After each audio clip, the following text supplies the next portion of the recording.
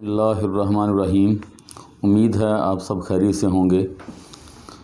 اور میں آپ کا دوست بھائی جو بھی کہہ لیں آپ سے مخاطب ہوں medical and social education channel کے حوالے سے۔ تو آج کی یہ ویڈیو فارمیسی ٹیکنیشین کے لیے زیادہ اہم ہے،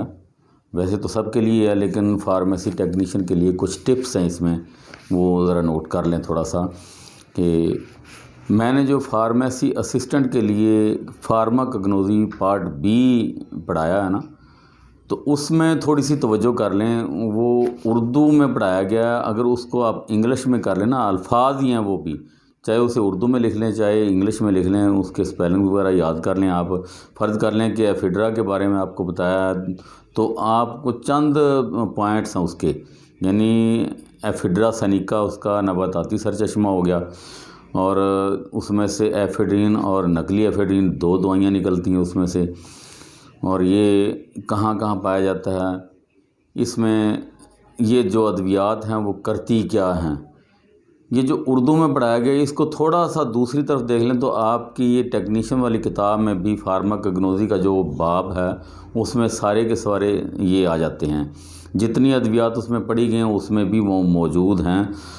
تو اس کو آپ انگلش میں لکھنا، آپ نے بس جو الفاظ وہ اردو میں ہیں وہی آپ نے انگلش میں لکھنے ہیں۔ اردو والے تو آپ سمجھتے ہیں لیکن ان کو آپ تھوڑا سا تبدیل کر کے انگلش میں لکھ دیں، یعنی ٹاپک وہی ہے، سسٹم وہی ہے، باتیں وہی ہیں، لیکن یہ اردو میں ہے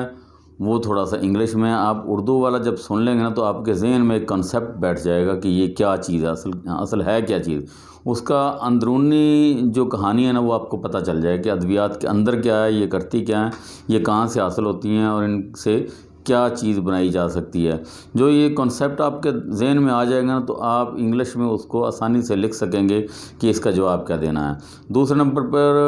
جو ملٹیپل چوائس ہیں ان میں بھی آپ کو بہت آسانی ہو جائے گی، تھوڑا سا اس کو سننے کے بعد سمجھنے کے بعد آپ وہ بھی نشان آسانی سے لگا سکیں گے، خالی جگہ پر کر سکیں گے آپ، یا سوالوں کے جواب جو وہ آسانی سے دے سکیں گے۔ مختصر جواب دینا ہوتا ہے اور یہ آپ کے ذہن میں پوری کی پوری کہانی آ سکتی ہے۔ یہ فارماکوگنوسی میں جتنی ادویات ہیں کچھ یعنی 25 کم از کم ادویات میں نے اس میں ذکر کی ہیں، لیکن ٹیکنیشین میں کچھ ادویات زیادہ ہیں، یعنی اس میں سیاہ مرچ ہے جسے کالی مرچ کہتے ہیں ہم، اور اس میں شملہ مرچ بھی آ جاتی ہے، اور بہت سی چیزیں ایسی ہیں جو فارمیسی اسسٹنٹ میں نہیں بیان کی گئیں۔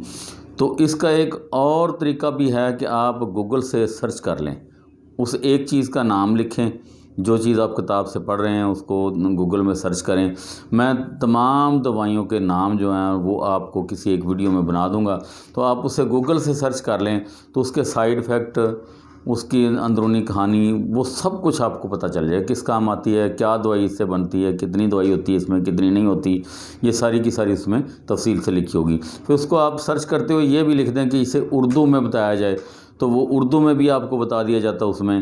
انگلش میں بھی بتا دیا جائے گا۔ دونوں طریقے سے آپ اس کو پڑھ کے تسلی کر لیں، پھر اس کو آپ آسانی سے لکھ سکیں گے۔ یعنی یہ آج کے دور میں پڑھنا بہت ہی آسان ہے، بہت ہی بہتر ہے۔ تو یہ فارماکوگنوسی کا جو باب ہے نا وہ پورے کا پورا آپ کو بڑی جلدی کلیئر ہو جائے گا اگر آپ اس طریقے سے اسے نوٹ کریں گے تو، کیونکہ میں نے بھی جب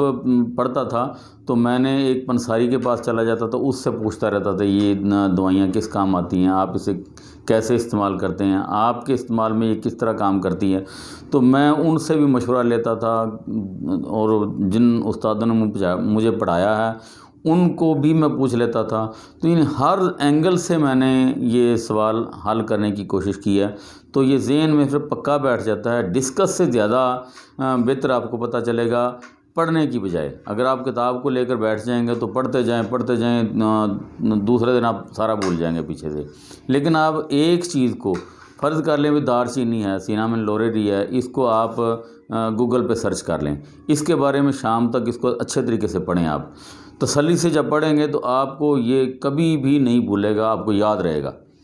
چند ایک چیزیں اگر فرض کر لیں آپ نے 10 چیزیں پڑھی ہیں تو 8 کم از کم آپ کو یاد رہ جائیں گی۔ اگر آپ نے دوبارہ دہرا لیا تو آپ کو وہ بھی یاد ہو جائیں گی۔ مزید یاد کرنے کا طریقہ یہ ہے کہ آپ اس کو سرچ کرنے کے بعد اپنی ایک رف کاپی لیں، اس میں لکھنا شروع کر دیں اور ساری چیزیں اس میں لکھ کر تسلی سے آپ اس کو بعد میں بھی پڑھ سکتے ہیں۔ اسی طریقے سے ہر دوا کو، ہر جو نباتاتی ادویات ہیں،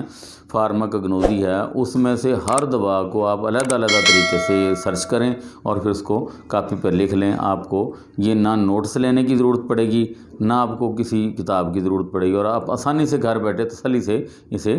یاد کر سکیں گے، اور انشاءاللہ آئندہ بھی آپ کو اس بارے میں بتاتے رہیں گے۔ والسلام۔